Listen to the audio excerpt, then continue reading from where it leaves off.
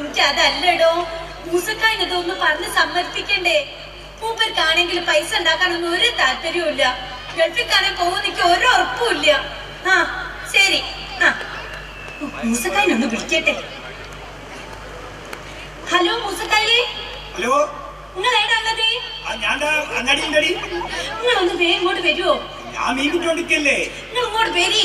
എന്താണ് പത്തോ കാര്യോ? ഒരു വിശേഷം പറയാനുണ്ട്. എന്ത് വിശേഷം? ഇങ്ങനെ ഫോണിൽ കൂടെ പറയാനൊന്നും പറ്റൂല, നേരിട്ട് പറയേണ്ട വിശേഷം. എന്താണ് പത്തോക്ക് പറഞ്ഞ പൈസ ഇനിയും വിശേഷോ? മൂത്ത കുട്ടിക്ക് 18 വയസ്സായില്ലേ? നിങ്ങളൊന്ന് പോയി. അതൊന്നും അല്ല, നിങ്ങളൊന്ന് വേഗം ഇങ്ങോട്ട് വരി. മനുഷ്യനൊന്ന് സമ്മതിച്ചാ മതിയായിരുന്നു. ഒന്ന് പറഞ്ഞ് മനസ്സിലാക്കണം. നിങ്ങൾ എല്ലാരും ഒന്ന് പ്രാർത്ഥിക്കണേ. 40,000 രൂപ ശമ്പളം, നമ്മള് രക്ഷപ്പെടും. പഠിച്ചോനേ, മൂപ്പര് സമ്മതിച്ചാ മതിയായിരുന്നു.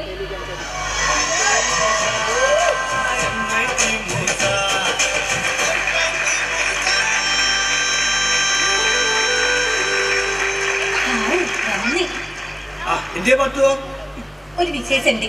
എന്താ വിശേഷം കൊണ്ട് പറ. നിങ്ങളൊന്ന് ഇങ്ങോട്ട് നിക്കി, ഒന്ന് കാണട്ടെ. ഇനി ഇതൊക്കെ ഒന്ന് മാറ്റേണ്ടി വരും. പറ്റിയ കുപ്പായ ഇടണം, മുണ്ട് മാറ്റണം, പാന്റ് കൊടുക്കണേ. ഇനി കൗത്തിന് പിന്നെ ഒരു കോണം കെട്ടണം, പിന്നെ സൂസും ഇടണം. എന്തിനാ പത്തു ഇതൊക്കെ? നിങ്ങള് ദുബായി പോകാൻ പോവുക. ആരാ പറഞ്ഞേ? ഞാൻ പറഞ്ഞേ. തീരുമാനിക്കുക. പിന്നെ അല്ലാണ്ട് ഞാൻ സുക്കൂറിനോട് പറഞ്ഞിട്ട് കബീറിനെ കൊണ്ട് ഒരു വിസ ശരിയാക്കിപ്പിച്ചിക്കണ്. എന്തിനാണ് പാത്തോ ദുബായിലൊക്കെ പോണത്? നമുക്ക് ഇവിടെ സ്വർഗം ഇവിടെ എന്താ കുറവുള്ളത്? ഇതാണോ സ്വർഗം?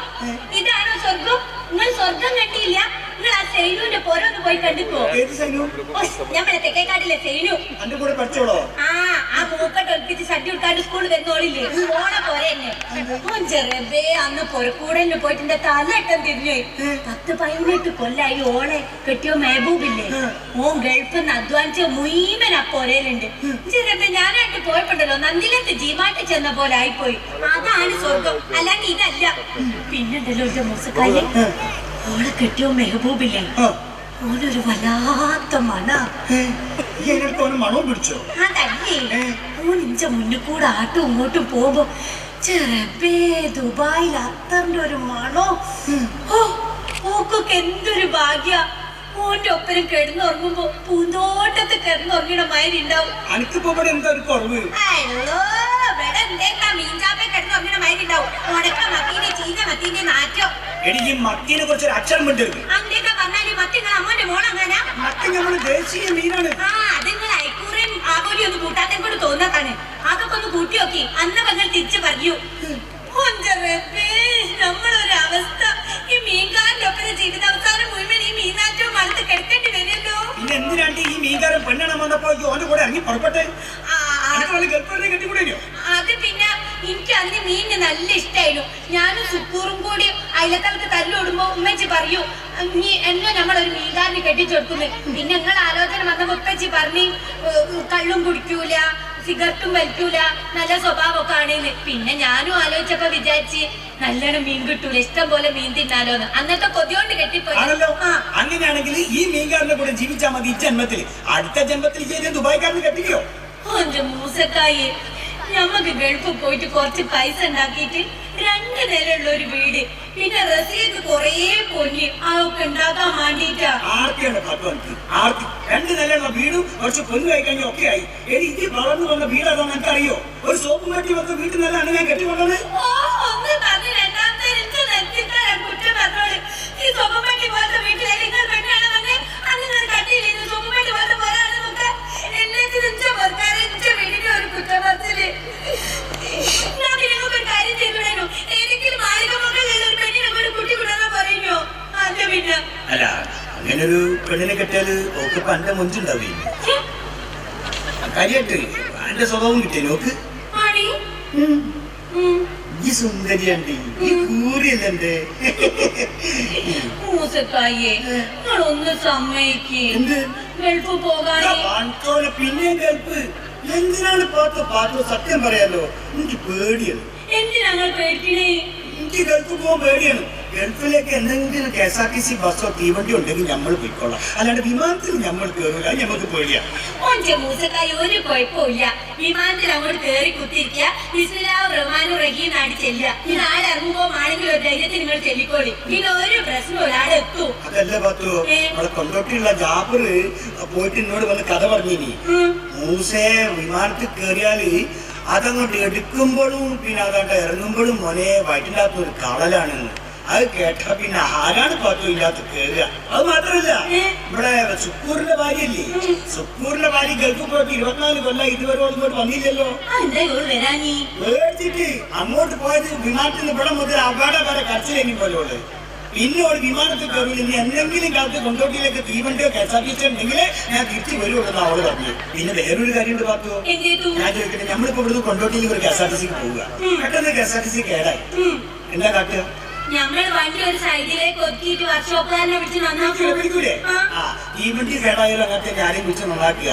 ഈ വിമാനം ഇങ്ങനെ ആകാശത്തിലൂടെ പോകുമ്പോ അത് കേടാൻ വിചാരിക്കുക, ഇതെന്നാ നന്നാക്കുക? അതന്നെ ഞാൻ ചോദിക്കണേ. ആകാശത്ത് വർക്ക്ഷോപ്പൊന്നും ഇല്ല, അത് കേടായ നേരെ ഒരു വരവാ താഴോട്ട്. അതൊരു ലക്കുലകാനില്ലാത്ത ഒരു വരവേക്കും പാത്തു. എന്നിട്ട് അത് വീണത് അറബിക്കടലിലോ അല്ലെങ്കിൽ ഏതോ കാട്ടിലോ. മയ്യത്ത് വരെ കിട്ടൂല എനിക്ക്. വിമാനത്തിൽ നിന്ന് വീണ് മയ്യത്തായാലും എത്ര പൈസ കിട്ടും ഞങ്ങളെ വിചാരം? നമ്മൾ മയ്യത്തായിട്ട് ആ കിട്ടുന്ന കായോണ്ട് വേറൊരു പിയാപ്പൻ ഉണ്ടാക്കി കഴിഞ്ഞു കൂടാനാണ് എന്റെ പൂരില്ലേ? അങ്ങനല്ല, നിങ്ങൾ മയ്യത്തായി സ്വർഗത്തിൽ നിങ്ങൾ നോക്കുമ്പോ നമ്മളും നമ്മളെ കുട്ടികളും സന്തോഷമായിട്ടാ ജീവിക്കുന്നതെങ്കിലും നിങ്ങൾക്ക് വിചാരിച്ചൂടെ? അത് മാത്രല്ല, വിമാനത്തിൽ നിന്ന് വീണ് വെച്ച മൂസന്റെ കെട്ടുകളാന്ന് പറയുന്നത് ഒരു അന്തസ്സല്ലേ. പിന്നെ ഈ KSRTCയിലോ തീവണ്ടിയിലോ ഒക്കെ വീണ് ആരെങ്കിലും ചത്താൽ ഒരു വിലയും ഉണ്ടാകുന്നോ നക്കാപ്പിച്ച പൈസ കിട്ടും. അതുകൊണ്ട് എന്ത് കാര്യം? മൂസക്കൈങ്ങളൊന്ന് സമ്മതിക്കേ. ഞാൻ ഇപ്പൊ പോയാലേ അന്യ മക്കളൊക്കെ കാണാണ്ട് ഞാൻ എങ്ങനെയുണ്ടാണ് കയ്യ ാണ് മൂസക്കായി. ഞങ്ങൾക്ക് നിങ്ങൾ കാണണമെന്നൊന്നുമില്ല. 18 കൊല്ലായിട്ട് നമ്മൾ നിങ്ങൾ എന്നല്ലേ കാണുന്നത്? പോരാതെ ഇനിയിപ്പോ വാട്സപ്പും വീട്സപ്പും ഒക്കെ ഉണ്ട് റിസ്വാന്റെ മൊബൈലിൽ, അതിൽ കൂടെ കണ്ടു വർത്താൻ പറഞ്ഞാൽ മതി. അതിൽ കൂടെ കാണാനല്ലേ പറ്റുള്ളൂ, എനിക്ക് അങ്ങൊന്നും തൊടാനൊന്നും പറ്റൂല്ലോ. എന്തിനാണ് നിങ്ങൾ തൊടുന്നത്? ഇത്രയും കാലങ്ങൾ എന്നല്ലേ തൊട്ടത്? ആടെന്താ എനിക്ക് പണി? ആടാ നിങ്ങളൊരു സൂപ്പർ നൈറ്റാ. സൂപ്പർ നൈറ്റോ? ആ അല്ലേ, ആടെങ്ങനെ ആരെങ്കിലും സാധനങ്ങൾ കപ്പിടുണ്ടോന്നൊക്കെ നോക്കുന്ന ഒരാള്. അത് സൂപ്പർവൈസറാണ്. ആ അതന്നെ അതന്നെ അങ്ങനാവും പറഞ്ഞേ, മാറിപ്പോയതാ. മൂസക്കൈങ്ങളൊന്ന് സമ്മതിക്കേ. ഇനിയിപ്പൊ എനിക്ക് അത്ര നിർബന്ധാണെങ്കിലേ ഞാൻ പോവാം. ആ നമ്മള് സുക്കൂറിനെ വിളിച്ചു തരാം, ഓരോട് നിങ്ങൾ കാര്യങ്ങളൊക്കെ ഒന്ന് ചോദിക്കും. ഹലോ സുക്കൂറെ, അതിനകത്ത് കബീറുണ്ടോ? ആ ഒന്നിലൊന്ന് കൊടുക്കി, ഞാൻ മൂസക്കൈൻ്റെ കൊടുക്കാം.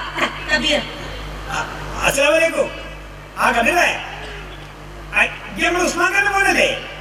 ആ പറയും പോലെ ഞാനേ എനിക്ക് ഒരു താല്പര്യമൊന്നുമില്ല. അപ്പൊ ഇവിടുത്തെ ബാത്റൂം തന്നെ നിർബന്ധിച്ചിട്ട് അവസാനം ഞാൻ അങ്ങോട്ട് സമ്മതിച്ചു കൊടുത്താണ്.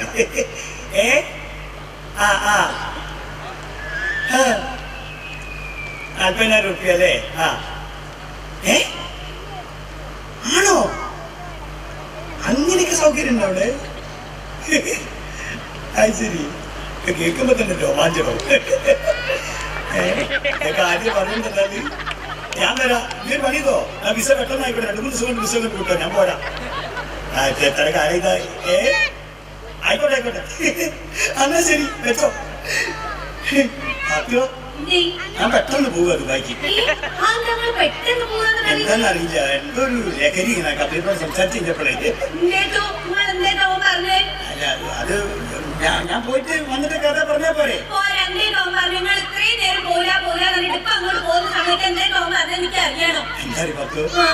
അറിയാടി, ഈ ദുബായില് ഊരിയുടെ നാടാണ് ദുബായ്. നല്ല സൗന്ദര്യമുള്ള പെണ്ണുങ്ങൾ, കാരൊക്കെ ഇങ്ങനെ തിന്നിട്ട് കവളൊക്കെ ഇങ്ങനെ തുടുത്തിട്ട് കവളിനൊക്കെ തൊട്ട് കവളൊക്കെ ഇങ്ങനെ വരച്ചിരിക്കുന്നു. അമ്മ പെണ്ണുങ്ങളെ കാണാം. എന്ത് കൂറി? ഈ കാരൊക്കെ തിന്നാത്ത കൂറിയല്ലേ? ഇതല്ലേ, ഇത് ഭയങ്കര സൗന്ദര്യമുള്ള പെണ്ണുങ്ങളാൻ പോലെ അവിടെ. അതുമല്ല, അവിടെ ഡാൻസ് ബാറുണ്ട്. ഡാൻസ് ബാറിൽ പറഞ്ഞാല് ഒരു ഹോളിനകത്ത് മഞ്ഞ വെളിച്ചത്തിലാ.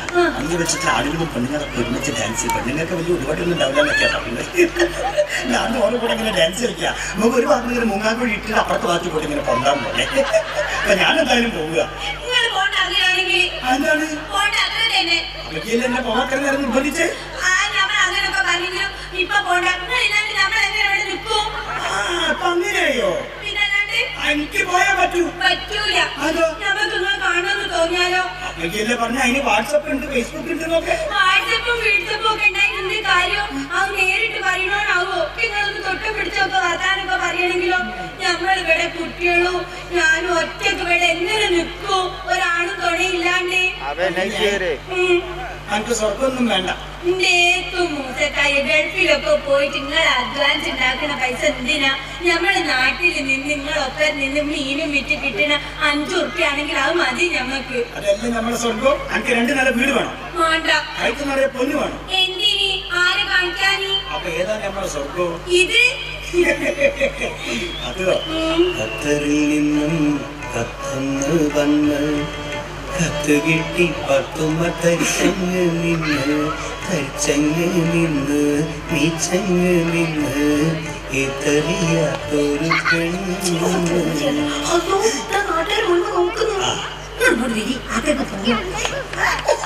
വല്ലാത്തൊരു ലോകം